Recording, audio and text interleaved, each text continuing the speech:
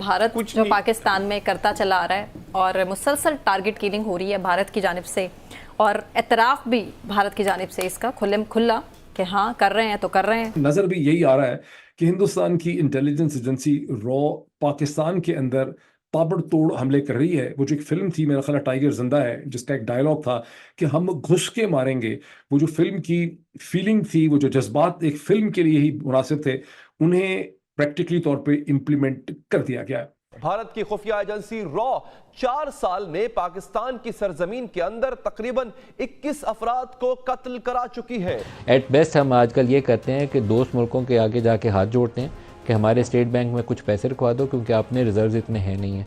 तो उसके लिए हमने यूएई से, कतर से, चाइना से, उनसे भी पैसे लिए हैं, और सबसे बड़े डिपॉजिट्स वो सऊदी गवर्नमेंट से लिए हैं। कराची से लेकर लाहौर तक और रावलाकोट से लेकर सियालकोट तक भारत पाकिस्तान में टारगेट किलिंग की वारदातों में मुलव्विस है। वो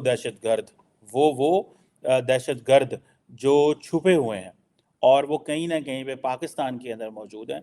हर बंदा जो है उसका ताल्लुक पाकिस्तान की इंटेलिजेंस एजेंसी ISI का वो कोई एसेट था किसी न किसी ज़माने में, और ये सब वो मिलिटेंट हैं जो हिंदुस्तान के ख़िलाफ़ कहीं जम्मू एंड कश्मीर में, कहीं किसी और चीज़ में प्रिडोमिनेंटली या जम्मू एंड कश्मीर कॉज से या सिख कॉज के अंदर ये इस्तेमाल हुए हैं। इन्हें अब चुन चुन के हिंदुस्तान की इल्ज़ाम है कि हिंदुस्तान की इंटेलिजेंस एजेंसी रॉ इन्हें चुन चुन के टारगेट कर रही है।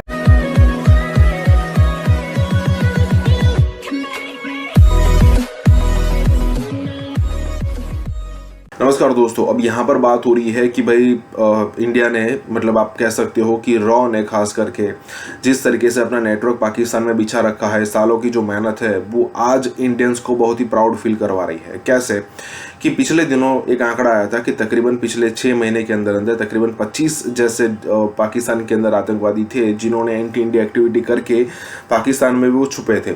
उन सबको ढूंढ ढूंढ कर मारा गया है। और पिछले दिनों अगर आप देखो, सरबजीत वाली सिचुएशन भी हुई थी, उसका जो हत्यारा था तांबा जिसको कहते थे, उसको भी यहाँ पर ठोका गया है। अब 25 आंकड़ा पाकिस्तान दे रहा है, लेकिन मैंने पिछले दिनों कई सारी रिपोर्ट्स देखी, उसमें आंकड़ा 50 से लेकर 80 का है कि पिछले 6 से 8 महीने में तकरीबन 50 से लेकर 80 लोगों को ठोका गया है जो कि इंडिया के अंदर एंटी इंडिया एक्टिविटी कर रहे थे और फिर पाकिस्तान में जा छिपे, या फिर ये भी था कि पाकिस्तान में रहकर ही उन्होंने अपने एंटी इंडिया एक्टिविटी की थी और उसको मार दिया गया है। अब यहाँ पर कहा जा रहा है कि भाई रॉ तो पूरा का पूरा बॉलीवुड स्टाइल में खेल कर रहा है, अब करे भी क्यों ना। इसी के साथ ये वीडियो शुरू करते हैं। और हाँ दोस्तों, सुपर थैंक्स के जरिए हमें मदद करना ना भूलें। कराची से लेकर लाहौर तक और रावलाकोट से लेकर सियालकोट तक भारत पाकिस्तान में टारगेट किलिंग की वारदातों में मुलव्विस है। इस हवाले से चश्म कुशा और होशरुबा इंकशाफात सामने आए हैं। क्या आप ये सोच भी सकते थे कि भारत पाकिस्तान में टारगेट किलिंग करवा रहा है? दहशतगर्दी के बाद टारगेट किलिंग के वाकयात में इजाफा हो रहा है। यह वाज़े हो रहा है कि भारत की खुफिया एजेंसी किस तरह पाकिस्तान में अपना हदफ मुंतखब करती है, किस तरह इस हदफ की रकी की जाती है, किस तरह पाकिस्तान में किराए के कातिल तलाश किए जाते हैं, किस तरह इनसे राबता किया जाता है, किस तरह इन्हें अदायगी की जाती है और फिर किस तरह हदफ को निशाना बनाया जाता है। भारत की खुफिया एजेंसी रॉ 4 साल में पाकिस्तान की सरजमीन के अंदर तकरीबन 21 अफराद को कत्ल करा चुकी है। लाहौर में आमिर तांबा पर कातलाना हमला, उसका सिरा भी भारत की तरफ जा मिलता है। आमिर तांबा चंद माह कबल ही कोट लखपत जेल से रिहा हुआ। वो घर के ऊपर वाले हिस्से में, जबकि उसका भाई जुनैद घर के नीचे वाले हिस्से में कयाम पजीर थे।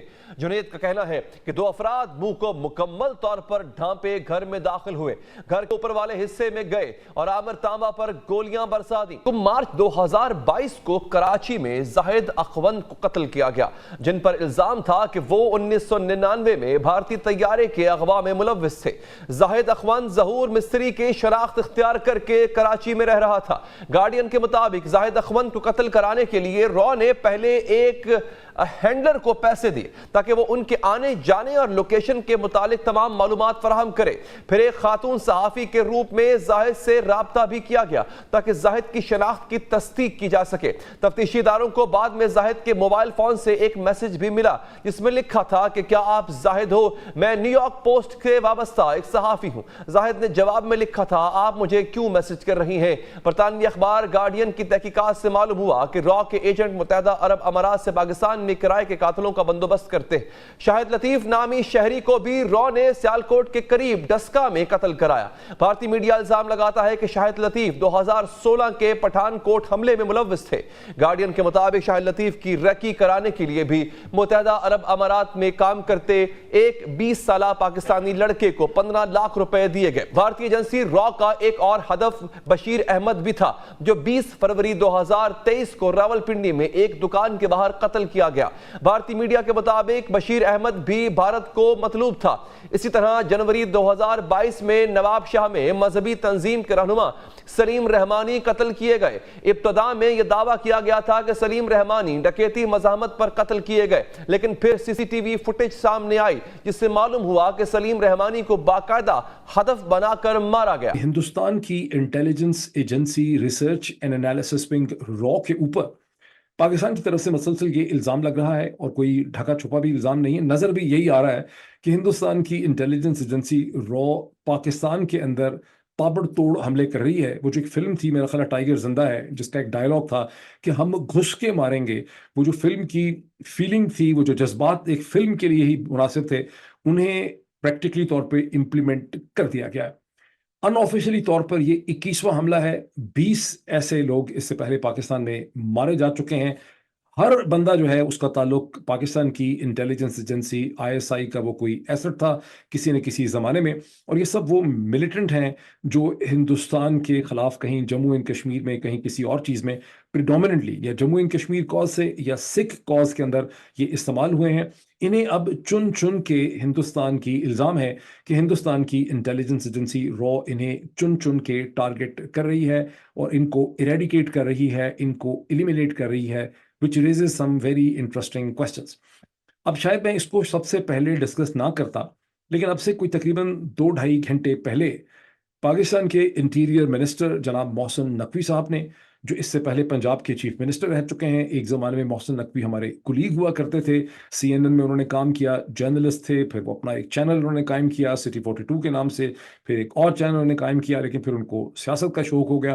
بہرحال اس وقت محسن نقوی صاحب جو ہیں انہوں نے ہیٹ پہنا ہوا ہے پاکستان کے انٹیریئر منسٹر، وزیر داخلہ کا۔ وزیر داخلہ رسپانسبل ہوتا ہے لا اینڈ آرڈر کی سچویشن کے لیے، اور اس مشکل رول میں محسن نقوی صاحب کو یہ پریس کانفرنس کرنی پڑی۔ مجھے ویسے اندازہ نہیں تھا، مجھے خیال نہیں تھا، میں توقع نہیں کرتا تھا کہ یہ پریس کانفرنس اس وقت کی جائے گی، کیونکہ اس سے پہلے IGP پنجاب جو ہیں، جو بہت ہی ڈرے ہوئے ڈرپوک آدمی ہیں، انہوں نے ایک سٹیٹمنٹ دی تھی کہ عامر سرفراز تنبا کے اوپر جو قاتلانہ حملہ ہوا ہے، ذہن رکھیے کہ عامر سرفراز تنبا کو آلموسٹ قاتلوں نے قتل کر کے ہلاک کر ہی ڈالا تھا، 3-4 ان کو گولیاں ماری گئی ہیں، لیکن وہ جانبر نہیں ہوئے، یعنی ان کی ہلاکت نہیں ہوئی ہے، وہ ہاسپٹل میں ہے اور خاصی کریٹیکل سچویشن میں ہے، اور خاصا اس کا خوف ہے کہ ان کی ڈیتھ ہو جائے گی۔ یہ حملہ لاہور میں ہوا۔ اب لاہور ہی میں FIA کے آفیسز کے اندر محسن نقوی صاحب نے، جو by virtue of being the interior minister, federal investigation agency FIA کے بھی وہ ایک طرح سے پولیٹیکل ہیڈ ہیں، انہوں نے یہ پریس ٹاک اور پریس کانفرنس کی، جس میں انہوں نے کہا کہ عامر سرفراز تنبا کے اوپر جس قسم کا حملہ ہوا ہے، اسے دیکھ کے یہی لگتا ہے کہ یہ اسی پیٹرن میں ہے، اس کی شکل و صورت، اس کے محل و وقوع، اس کے سرکمسٹانسز اسی قسم کے ہیں